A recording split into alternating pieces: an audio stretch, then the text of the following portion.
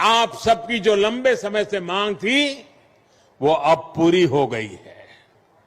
Laser show में अब भगवान बुद्ध के करुणा, दया और अहिंसा के संदेश साकार होंगे।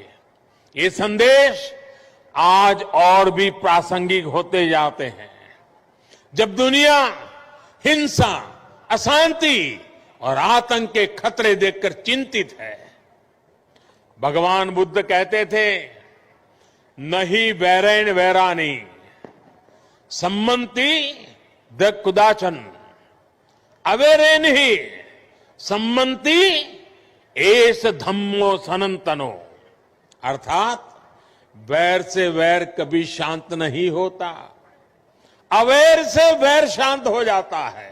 प्रधानमंत्री सारनाथ पहुंचे हैं। ये दृश्य आप देखिए, पीछे जो है पूरी तरह से रोशनी से जगमगाया हुआ है सारनाथ, और कार्तिक जो है पूर्णिमा, उसके अवसर पर, देव दीपावली के अवसर पर प्रधानमंत्री का वाराणसी का कार्यक्रम, और इस वक्त प्रधानमंत्री सारनाथ पहुंचे हैं। अपने आज का जो उनका कार्यक्रम था उसकी अंतिम, आज के कार्यक्रम का जो अंतिम पड़ाव है वो सारनाथ में, जहां लाइट एंड साउंड शो होगा। और ये वही जगह है जहां भगवान बुद्ध को जब बुद्धत्व की प्राप्ति हुई थी, ज्ञान की प्राप्ति हुई थी, उसके बाद उन्होंने अपने 5 शिष्यों को यहां पर ज्ञान उनको संबोधित किया था, उनको ज्ञान दिया था। और उसके बाद ये 5 जो उनके शिष्य थे वो विश्व भर में जो बौद्ध धर्म था, भगवान बुद्ध के अनुयायी थे, भगवान बुद्ध का जो संदेश था वो लेकर विश्व भर में गए। और आज यहां पर सारनाथ में पूरे विश्व से पर्यटक, सैलानी और भगवान बुद्ध के अनुयायी यहां पर आते हैं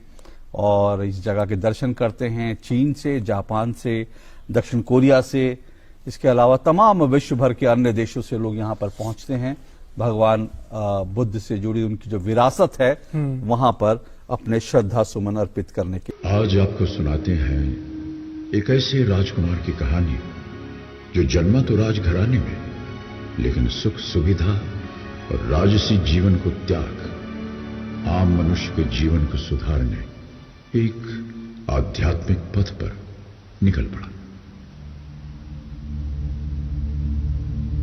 कई वर्षों पहले एक शासक राजा शुद्धोदन और उनकी रानी माया देवी के परिवार में पुत्र ने जन्म लिया।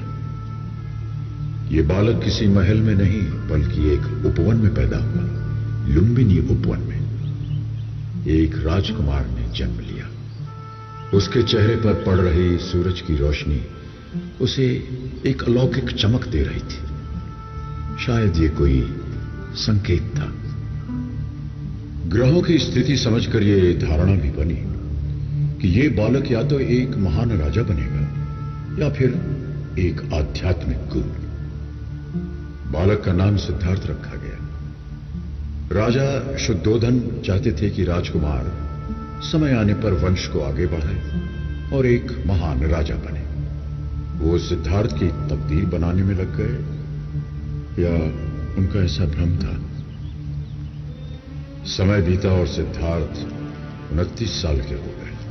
क्षत्रिय वंश के एक लंबे चौड़े खूबसूरत राजकुमार, वो राजकुमार जिन्होंने अपने जीवन के 29 वर्ष महल की चारदीवारी में हर संभव सुख साधन के साथ व्यतीत किए, बाहर की दुनिया से पूरी तरह अनजान। एक दिन महल के प्राचीर पर खड़े सिद्धार्थ ने नीचे देखा। उन्होंने वो देखा जो आज तक नहीं देखा था, जो शायद उनकी कल्पना से भी परे था।